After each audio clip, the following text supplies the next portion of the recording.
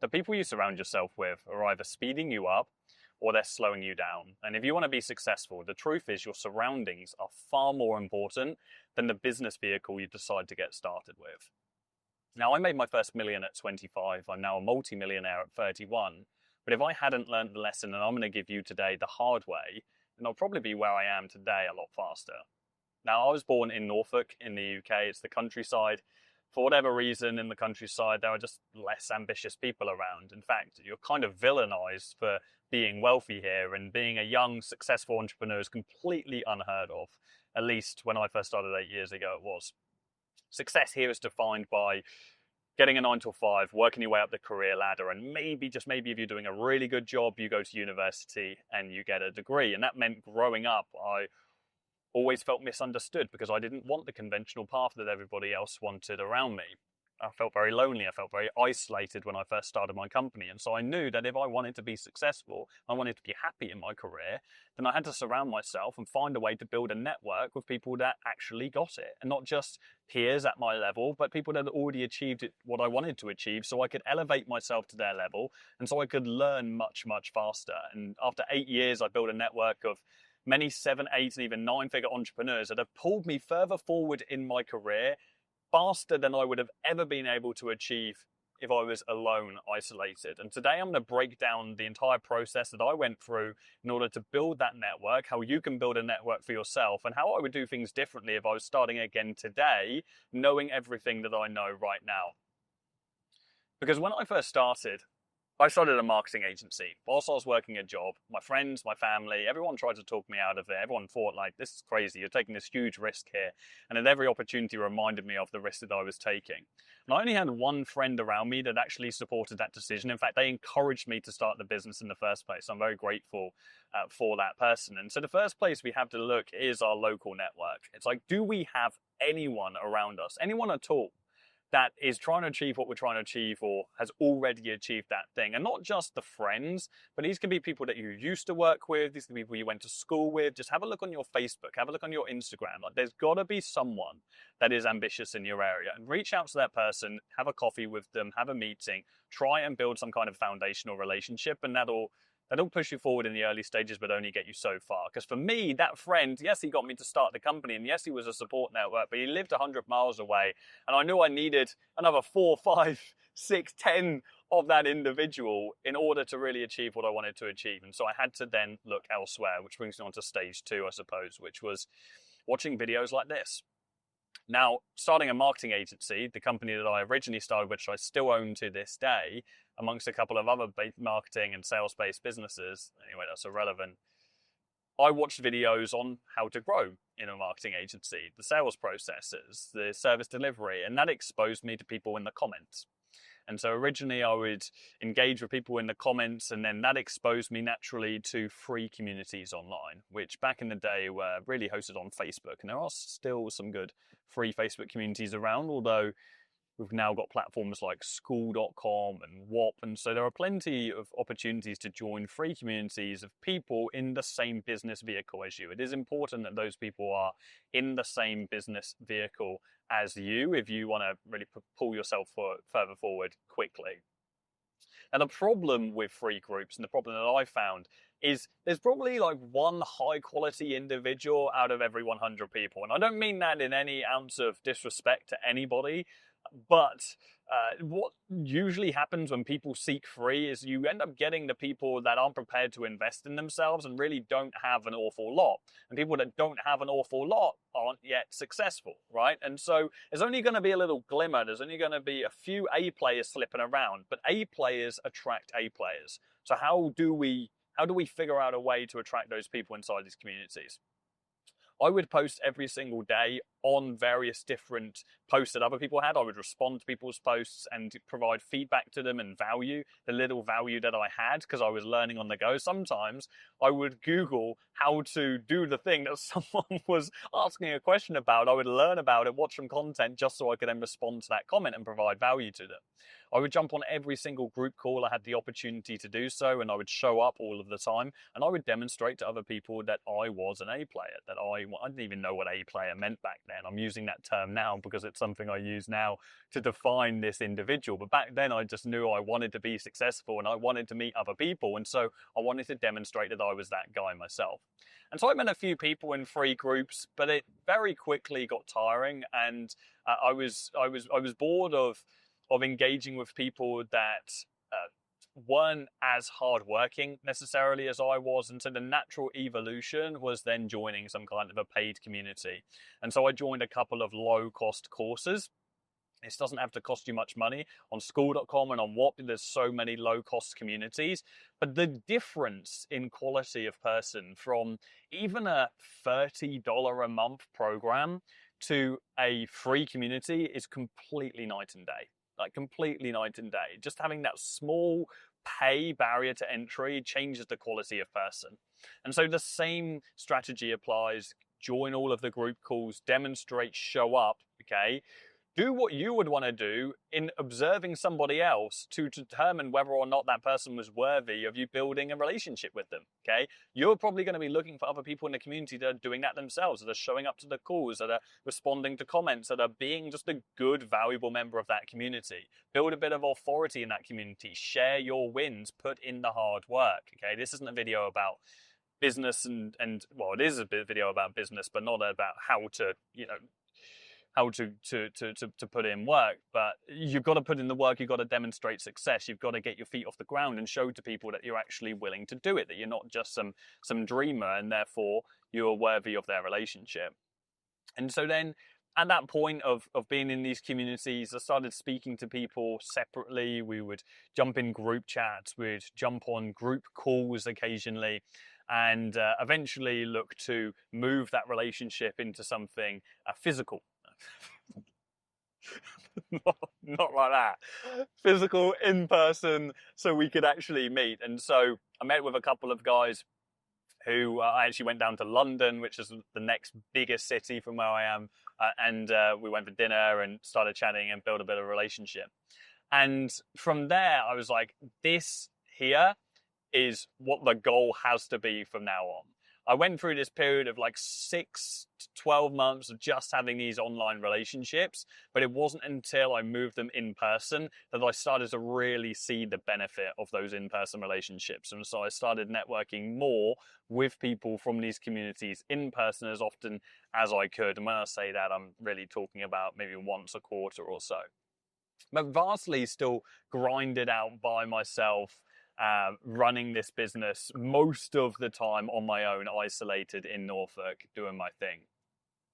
It took me 3 to 4 years to really unlock the next tier, the ultimate tier of networking, which was joining in-person events. It wasn't just meeting up with people that I'd met inside of groups, but it's starting to pay to attend events.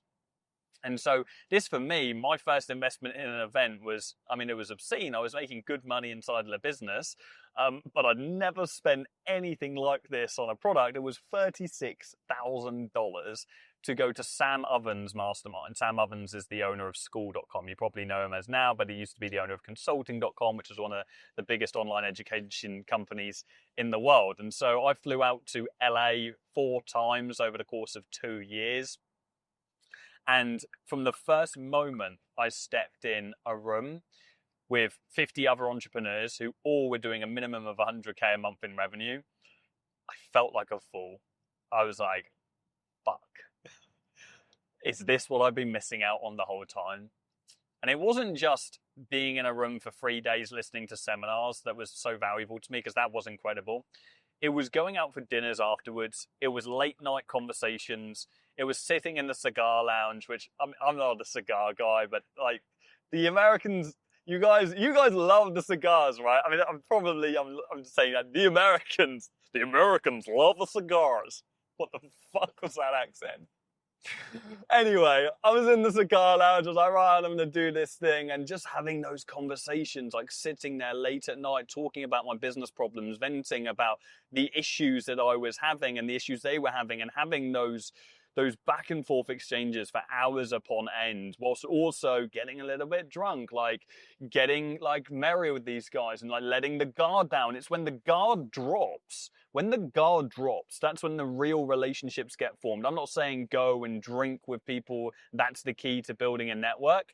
But like late night chats, staying in houses with people, you know, doing the shit that pulls you out of like the facade, like being surrounded by someone for long enough for them to drop their guard. That's where the magic really happens. You know, that's when people really open up and you start building proper relationships. And so from that day onwards, I mean, without going too much into the value I pulled from that mastermind, I doubled my business revenue from the first Sam Ovens mastermind that I attended. Incredible. And it never dropped since then. And I continue to grow for every event that I attended. But I vowed that I would never, ever not be attending some kind of mastermind event in the rest of my career. Something that I still continue to this day. I was actually at a mastermind last week. A good friend from John Penberthy, a mastermind called Titan. Again, minimum revenue in the room is actually 200K, but many 8-figure and even a couple of 9-figure entrepreneurs in the room as well. And what I take from those communities is just invaluable. Every single penny that I've spent, I've had tens and tens and tens of times of return on investment on that penny. So I'm not here to sell you on the idea of attending masterminds, but what I am here is to express how valuable in-person events can be. Whether it's mastermind format, whether it is attending a conference. So in the UK, we have AdCon. It's a big marketing conference. I will always buy the VIP ticket to attend that conference. And that's a hack, by the way. You should always, when you go and attend in-person events, always try and go for the premium ticket. You know, I don't care what event it is, try and buy the premium ticket. You're not going to be able to do that from day one, but you will be able to do that when you start earning money. Because when you get the premium ticket, when you get the VIP seat, you often get invited to a dinner out, you often get invited to a VIP lunch, and that is where all the highest quality people in the room hang out. You know, the highest quality people in the room use the VIP ticket as a way to vet who's actually going to be worth their time.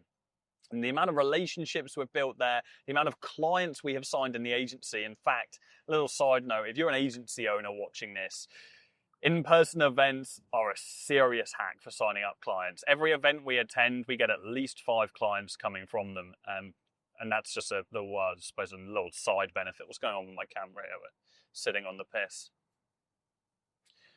How would I do this from day one? I would be looking at all of the conferences in my country that I could realistically attend and that aren't too far away, and I would get one in a quarter. Okay, you can with conferences get tickets for as little as $50 for some of these events. Some of them are even free. Just start off there with these in-person engagements, but try and attend at least one per quarter, and you'll be surprised at the high quality people you'll be able to surround yourself with. So where am I going? There is what I would call the ultimate evolution of building a network, from going in these online communities to being there, building an authority, to then being in masterminds and in-person events. And that is the thing that, to be honest, I regret not doing when I first started my business, and now I do as often as I possibly can, and that is living with other entrepreneurs. This is always something that I saw many other entrepreneurs do in both my communities and other communities that I was a part of. And I was always envious of those people. When I first started my agency, I was in a relationship. I was pretty tied down in that relationship. And I didn't really have the freedom to go and move away with a bunch of other dudes who wanted to start a company. And I wasn't prepared to have my girlfriend move in with them. And so I missed out on this period between 23 and, 23 to now, because I only started doing this last year, where I could live with other people, other entrepreneurs who were all grinding it out, either at the same level or with a variety of people, some above, some below, etc. There is nothing like living in a house for an extended period of time with other entrepreneurs. Because when we're alone, when we're working by ourselves, we're one person, problem solving, dealing with stress, building motivation, while simultaneously trying to keep going to the gym, eat healthy, and battle all of our other shit. Whereas when there are like 3, 4, 5, even just one other person in a house that has a different business to yours, but also has the same communal goal, it's like hive mind. And that hive mind is so powerful.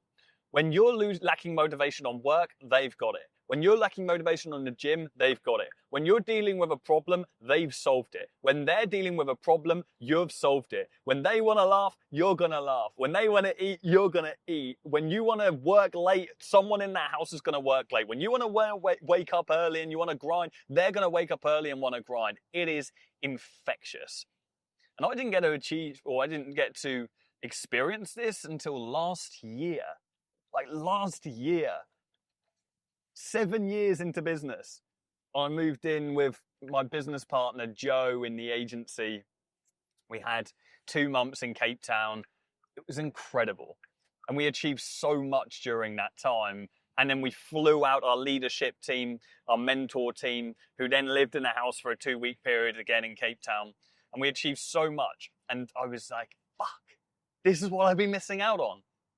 When I've seen all of these other entrepreneurs living in these houses, grinding it out together, like shit, I've been missing out on this. And so next month, I'm moving into a house with the fellow co-founders of Appointwise, which is the AI SaaS that I'm now involved in. And we're going to grind it out and scale that SaaS over that time period and just get to work. I was having an incredible time doing so. There's a reason why entrepreneurs congregate in their living environment. And if I was between 18 and, if you just have the freedom full stop and you don't have the ties, if you don't have any reason why you cannot get yourself in a position where you can live in a house with other entrepreneurs, then you need to do that as soon as you possibly can. And so if you're watching this as someone that is just starting out in business, and you don't have the network yet, you're not surrounded by the people, follow the steps I've just gone through. Get yourself watching some content, engaging in the comments. Join some free communities. Actually become a valuable member of that community. Join a light paid community and elevate your status there. Get yourself on in-person events, conferences, masterminds, etc. Find yourself a group of individuals that you can then live with for a period, even if it's just 4 weeks of the year, and you'll be shocked at how much faster you will be able to grow. I think that's all I got for you. I hope it helps. Subscribe for more. I'll see you soon. Cheers.